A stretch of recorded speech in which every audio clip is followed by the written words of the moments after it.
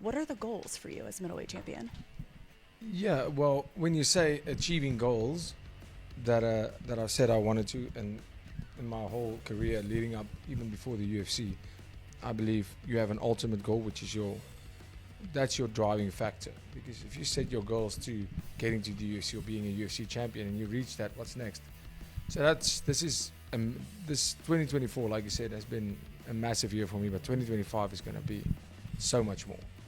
Now, the goal to be champion is one, but there's many more to come.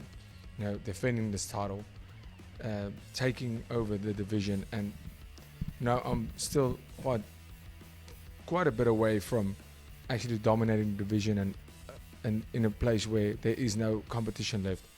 And I also want to go up and get another belt, and ultimately be seen as the greatest fighter to ever walk this earth. That is my ultimate goal, and that is what keeps me going, no matter what you achieve, because that is something that's a legacy that you build on throughout your whole career. So that is my motivation, and that's what I'm chasing. So I can't wait for what 2025 holds. But this fight, a rematch, usually that's a big topic of conversation, but this is the third rematch in your pro career. You've been in this position before. So what are the things you're most careful of in preparation for this fight because it's a rematch? Yeah, I think it's a great question, because I think a lot of people make the mistake of saying after the last fight, this is going to happen. It's not the same fight, because now that the biggest thing for me when I go into a fight, and I think that's like that for most fighters, is that the unknown. You don't know how hard this guy is, how fast he is, what makes him special. And you don't want to go out there, take a punch and you're done for. It's always a feeling out process, and that can take some time, especially when you're fighting a 5-rounder. And like me, Sean has had a lot of 5-rounders. That was my first 5-rounder in the UFC. Can I go at that pace for 5 rounds? That's questions. We all believe we can, but there's only one way to really find out. And doing it in training and doing it in the octagon is two different things. So in the first fight, there's a feeling out process and figuring out how hard does this guy hit. How good is he? What does he do good? Where's his mistakes? That goes out the window a little bit for this fight, because we know there's not going to be too much of a change in that, how hard I hit, how hard he hits. But you can't go and say, this is what happened, this is how he fought the first fight, let's do that again, because that's in the same category as underestimating.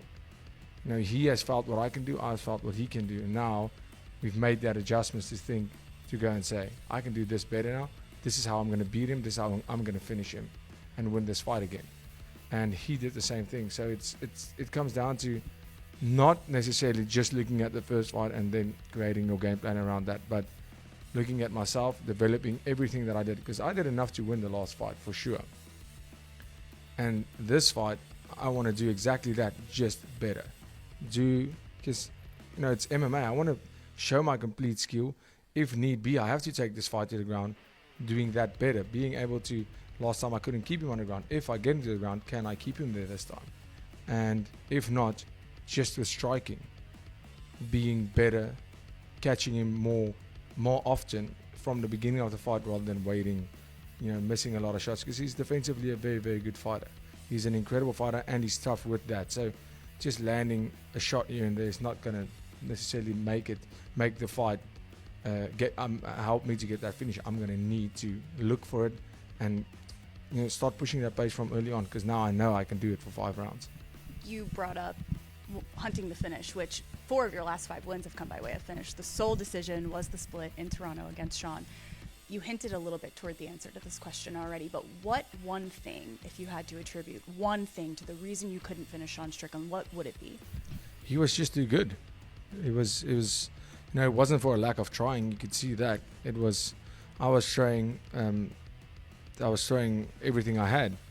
He was really good, and I think the pace was so high in that fight, but I only started pushing the pace later in the fight, where I should have, and now I know I can start pushing that pace from the word get-go. But defensively, Sean Strickland is one of the best fighters in the world. He's really good at that, and he's really responsible with his defense, and he prioritizes defense over offense. So he doesn't give you that opportunity to necessarily.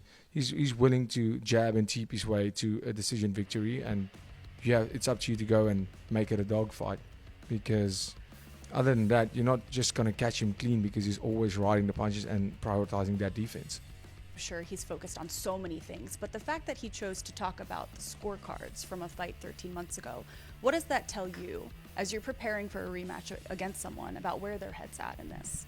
Yeah, well, if you're a guy like Sean, you have to, he's at least he's honest with himself. If you look at his record, he has 8 split decisions in the UFC, six of them which he won, 2 of them which he lost, and that has to tell you everything you need to know about his fighting style. And the man is not oblivious to the fact that he's not a big finisher, and that he points his way to victory. So for him to talk about the scorecard seems very fitting.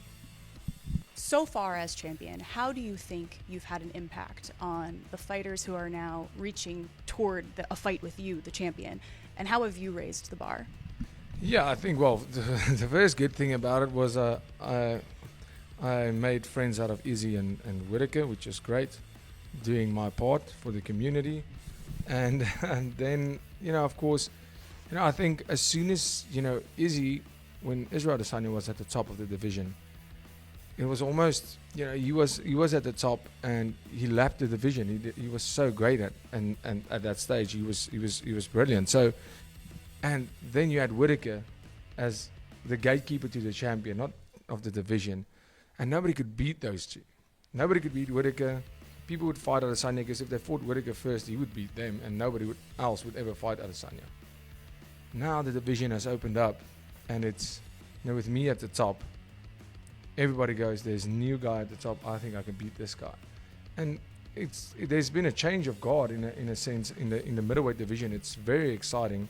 If you look at if you look at 2 years ago, who was in the top 5 and who's in the top 5 right now, a lot of new faces, a lot of people putting up their hand to get to that title shot, and I think it's very exciting. It's very exciting for me as a champion to see how exciting the division is, because at the end of the day, I want to fight the best. And prove that I'm not just a champion, but I've fought the best of the best, and that's the only people I want to fight, is the people that's going to mean something to that resume.